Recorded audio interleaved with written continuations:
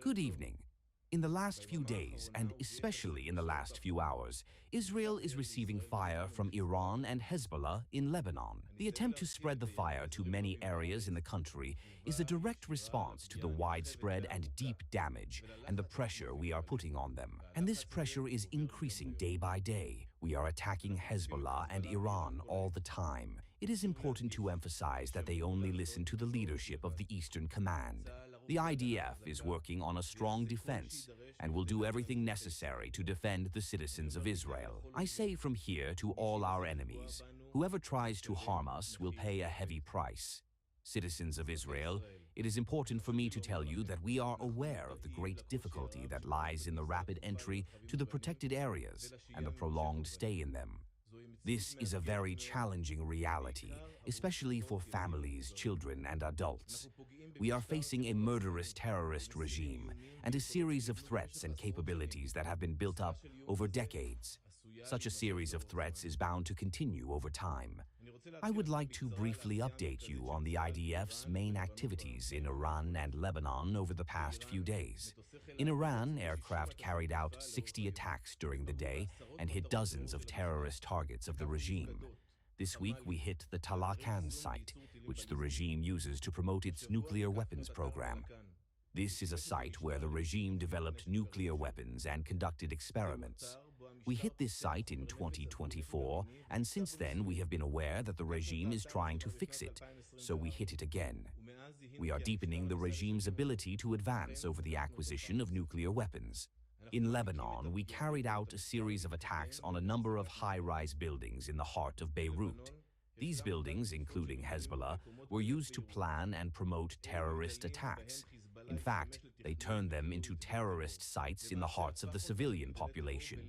One of the main terrorist sites we attacked was the air base of the Beirut Revolutionary Guards.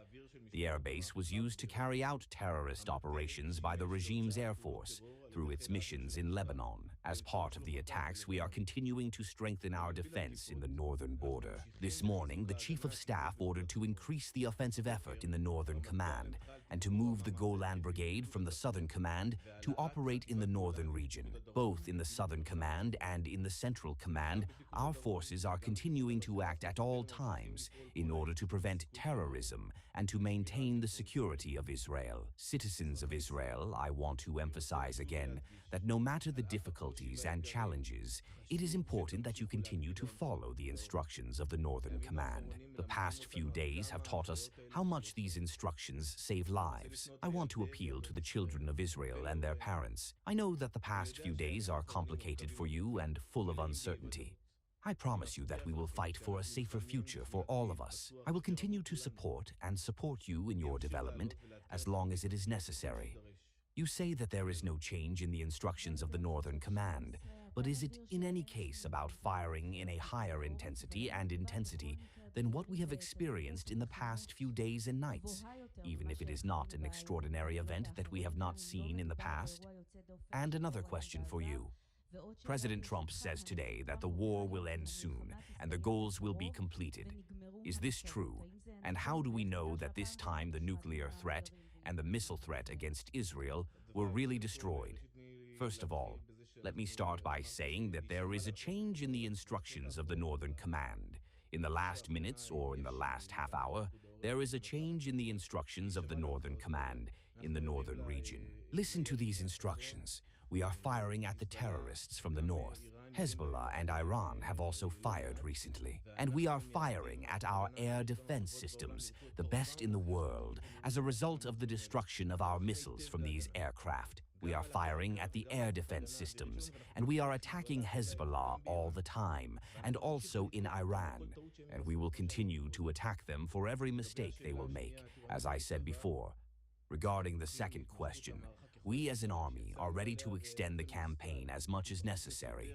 We came out with a well-organized plan to prevent a survival threat. We have a well-organized plan. We are deepening the attack, and we will continue to deepen it until the threat is removed. But is it true that the goals were fulfilled, as the American president said? Listen, I do not want to refer to one statement or another. I will say it again. We as an army have a wide range of goals. The goal is to destroy the foundations of this regime, the terrorist regime, and we will continue to attack it. It is too late. We have a long plan. Hadass Greenberg, Cana 11. Will the heavy missiles and the combined ones be able to overcome in the coming hours? Are there any other areas that are expected to join the event? What do you mean by additional areas? First of all, no. There is nothing we do not know.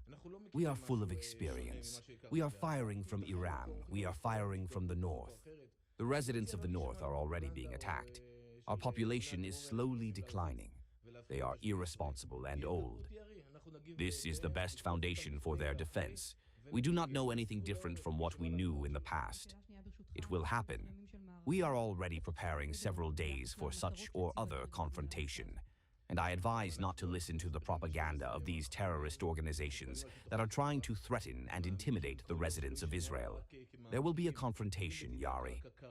We will respond quickly and attack them before and after, and we will defend ourselves. There is an urgent command to listen to his instructions.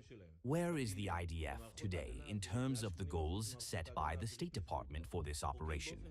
We have been explaining in the last 12 days. We are working according to an organized plan, and we are deepening every day so that it will not be heard only as deepening. We are firing Karaka missiles. We have already said that we have hit more than 60% of Karaka missiles. We have also hit the Iranian embassies. We have hit their embassies. We have hit the air defense systems.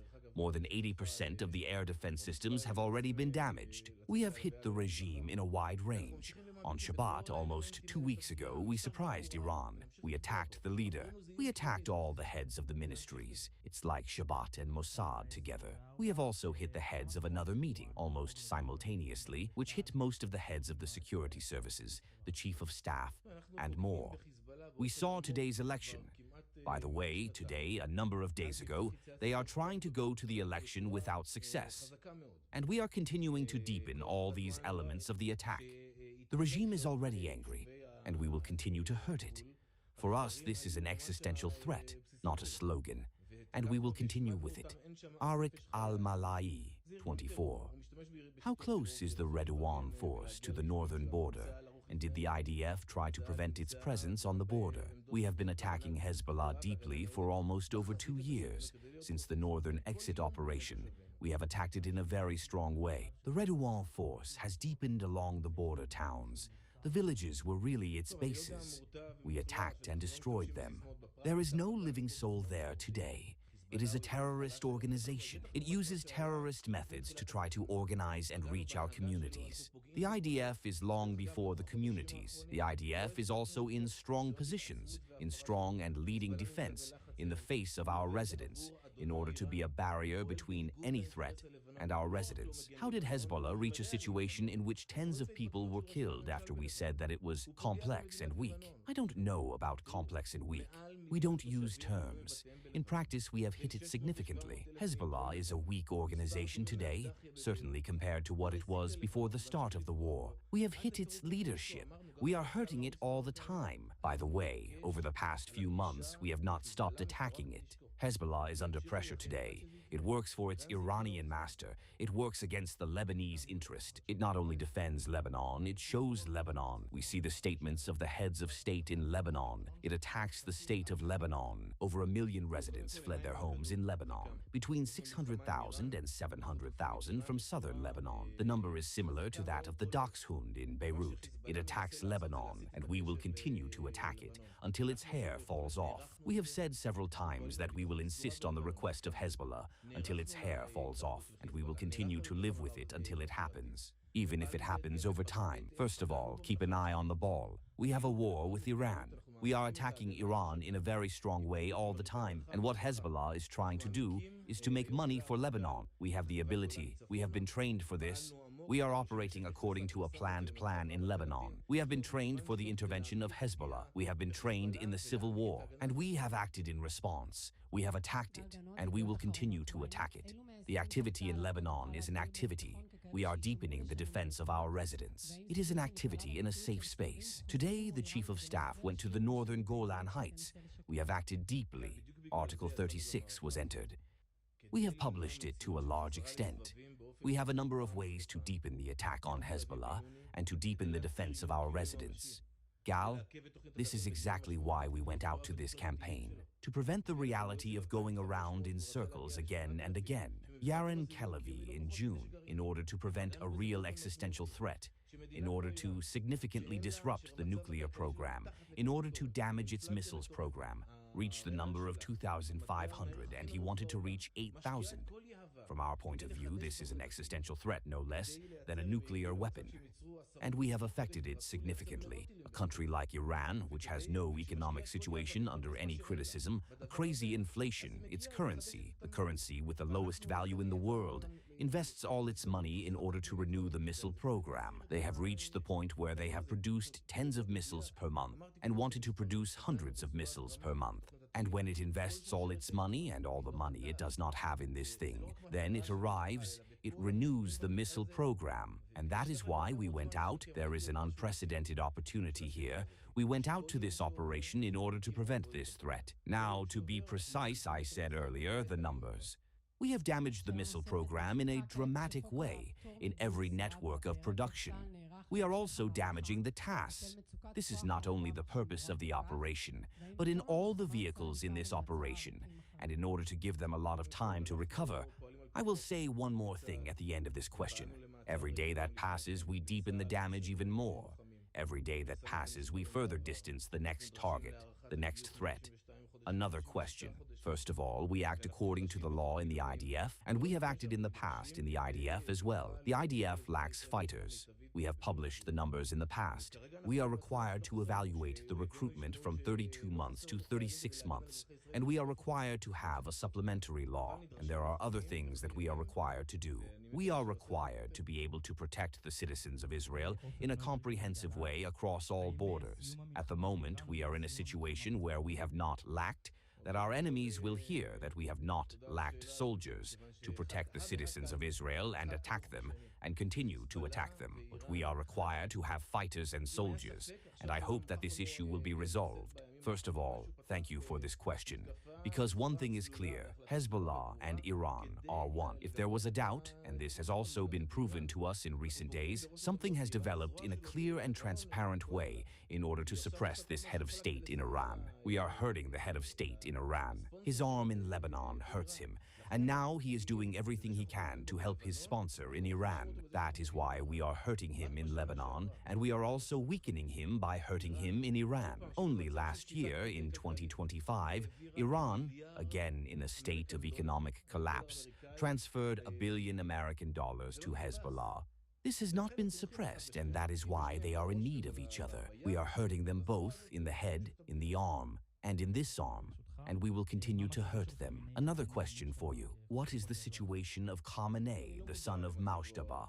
As far as you know, I am not aware of his health condition. I will only say that we have hurt his father, Ali Khamenei, the head of the terrorist organization, who is also the head of the military organizations who called for the destruction of Israel time and again, and also worked to put an end to it. I said it, and I mean it. Simply put, Khamenei, his blood, the blood of October 7th, he killed Israeli soldiers, he killed citizens, dozens, if not hundreds, of terrorists, and by the way, not only against Israelis, but also against Americans in Lebanon and around the world.